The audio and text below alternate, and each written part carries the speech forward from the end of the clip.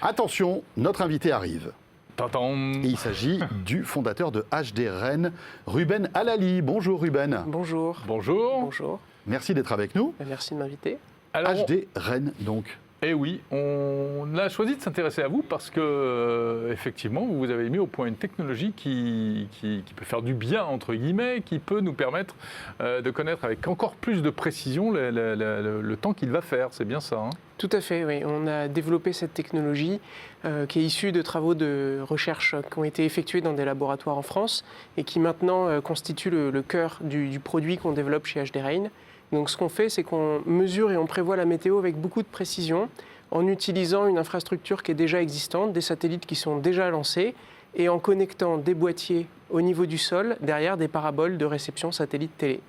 Quand on a un phénomène atmosphérique entre le satellite et le boîtier au sol derrière l'antenne télé, on est capable d'analyser la perturbation, l'affaiblissement du signal et on en déduit une information météorologique à très haute précision. Ah ouais, d'accord. Donc c'est une interprétation à partir de données qui n'étaient pas faites pour ça au départ, en fait. Exactement, c'est vraiment une utilisation un peu, on peut dire, opportuniste d'une onde électromagnétique qui est déjà présente. Et on l'utilise pour aller sortir du coup en ce moment des cartes de pluie, 500 mètres par 500 mètres, une itération minute par minute et des prévisions jusqu'à 2 heures en avance. Et actuellement, on déploie un réseau de capteurs, de 1000 capteurs sur tout l'arc méditerranéen, en vue justement des phénomènes extrêmes qui peuvent se produire sur cette région de France. Ouais.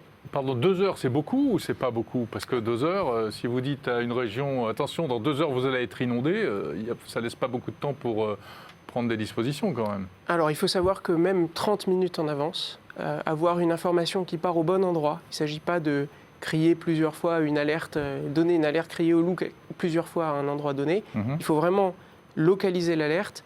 Et même une demi-heure en avance, ça peut économiser 20 à 30% des dégâts. Il y a des travaux de recherche qui ont été effectués, notamment par les assureurs, qui ont montré qu'on était en capacité vraiment, même avec des délais très courts, de limiter des dégâts humains et matériels. Oui, voilà, c'est ça. Ça peut éviter des drames aussi, hein, le fait de savoir même 30 minutes avant.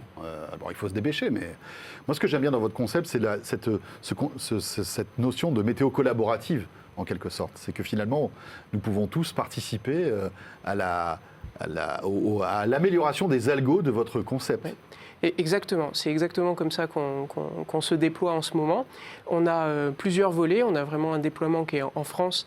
Là, on passe par des partenaires plutôt institutionnels, des gens qui sont en plus en charge de la sécurité des personnes et des biens, puisqu'on déploie nos boîtiers HD Rennes sur les casernes de pompiers, auprès des services départementaux incendie et secours. Donc on a 12 départements dans le projet, bientôt 14, 850 casernes qui sont équipées en ce moment et jusqu'à la fin de l'année 2021.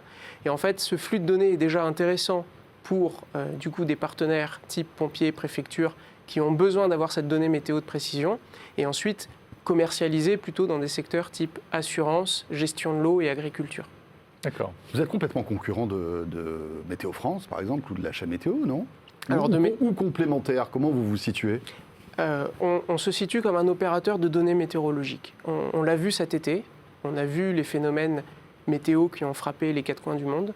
On a besoin d'avoir une donnée plus précise puisque le changement climatique entraîne des événements extrêmes plus localisés, plus forts, plus répétés. Et les technologies actuelles servent dans 20% des territoires. On a des très hautes technologies, on a du radar météorologique comme ce que déploie Météo France. On a 80% des territoires qui ne sont pas ou très peu équipés. Et même dans les territoires où on est très équipé, comme en France, on a encore des ratés et des endroits où on manque d'informations.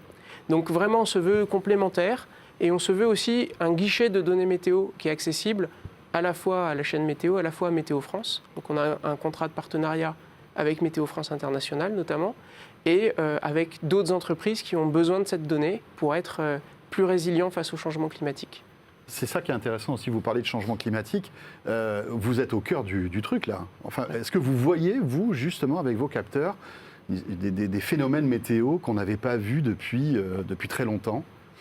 Alors, la société a 3 ans, donc vous êtes assez jeune. On est assez jeune encore. Vous n'avez pas d'historique. En termes d'historique, on a vu des épisodes, notamment dans la région d'Antibes, En Côte d'Ivoire également, où on a un système qui est déployé sur le Grand Abidjan, on a vu des épisodes qui sont, disons, pour le moment assez classiques par rapport à une variabilité annuelle.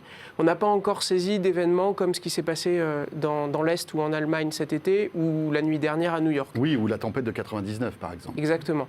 On n'en est pas là, mais au fur et à mesure qu'on ajoute une couverture géographique, on a une possibilité d'aller saisir ces événements très extrêmes. Mais les inondations en Allemagne, justement, dont vous parliez, ou actuellement à New York, aux États-Unis, ça sont des éléments que vous voyez arriver, donc... Alors c'est le but avec les infrastructures, là où on les aura déployées, le but est vraiment de les anticiper au moins 2 heures en avance, et ça dans des zones où les capteurs HDRain sont déployés. D'accord. Toutes ces données sont accessibles à tout le monde, ou alors vous les réservez, on va dire, à tous ceux qui sont en partenariat avec vous? Alors, c'est le modèle économique de la société. On a une vente de données par abonnement, par souscription. Ce qu'on a fait, c'est qu'on a également des données qui partent pour des questions de recherche, où là, du coup, le processus et l'abonnement est un peu différent.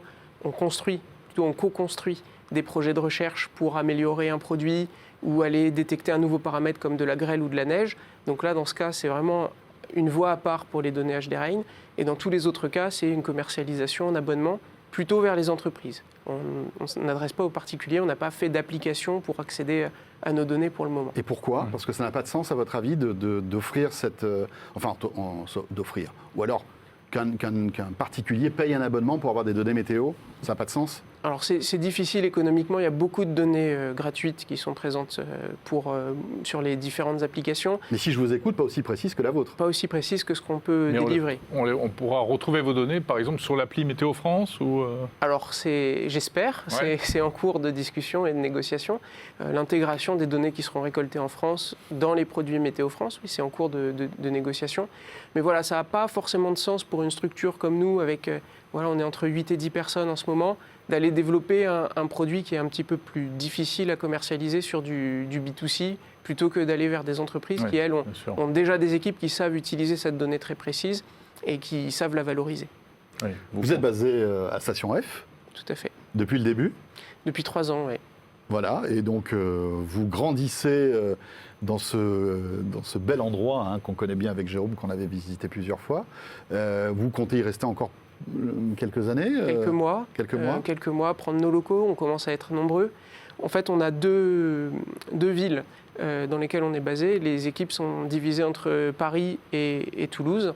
À Toulouse, on a une chaîne de production, parce que ça nous tenait à cœur d'assembler nos capteurs en France.